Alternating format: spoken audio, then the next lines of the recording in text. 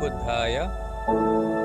బుద్ధ భగవానుని యొక్క పవిత్రమైన అస్థికలను తీసుకొని థాయిలాండ్ దేశం నుంచి విచ్చేసిన 50 మంది బౌద్ధ భిక్షువులు, వారితో పాటు భారతీయ బౌద్ధ భిక్షువులు 400 కిలోమీటర్ల పాదయాత్ర చేస్తున్నారు.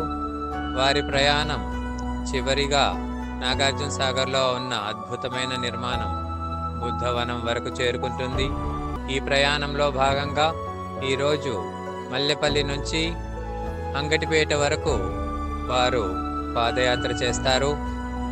అంగటిపేటలో ఉన్న సాయి మణికంఠ ఫంక్షన్ హాల్లో రాత్రి బస చేస్తారు.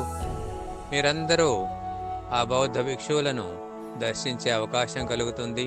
సాయంత్రం 4 గంటల నుంచి 8 గంటల మధ్యలో వారిని దర్శించవచ్చు, వారి ఆశీర్వాదం తీసుకోవచ్చు, బుద్ధుని యొక్క అస్థికలను దర్శించవచ్చు అని మీకందరికీ తెలియజేయడం జరుగుతుంది.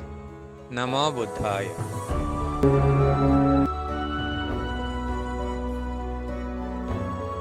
నమో బుద్ధాయ. బుద్ధ భగవానుడు మన దేశానికి ఎనలేని కీర్తి ప్రతిష్టలు తీసుకువచ్చిన మహానుభావుడు. అతడు బోధించిన ధర్మం, ధ్యానం అనేక దేశాల్లో ప్రచలితమైంది. ఆ దేశంలో ఒకటి థాయిలాండ్ దేశం. వారు ఆ ధర్మాన్ని, ధ్యానాన్ని అభ్యసించి చాలా అదృష్టంగా భావిస్తారు. కనుక ఆ ధర్మాన్ని, బుద్ధుణ్ణి మళ్ళీ భారతదేశానికి పరిచయం చేయాలనే ఉద్దేశంతో 50 మంది బౌద్ధ భిక్షువులు తెలంగాణలో పర్యటిస్తున్నారు. మన ప్రధానమంత్రి గారు కూడా ఏ దేశం వెళ్ళినా ఒకే మాట చెప్తారు, మేరా దేశ్ బుద్ధ దియా హై యుద్ధ నహి. నా భారతదేశం ప్రపంచానికి బుద్ధుణ్ణిచ్చింది, యుద్ధాన్ని కాదు.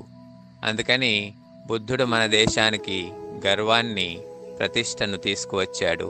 అలాంటి బుద్ధుని మార్గంలో అందరూ నడిచి శాంతి సామరస్యాలను పెంపొందించుకోవాలనే ఉద్దేశంతో ఈ బౌద్ధ భిక్షువులు పాదయాత్ర చేస్తున్నారు. వారందరినీ మీరు తప్పకుండా కలవండి, వారి ఆశీర్వాదం తీసుకోండి.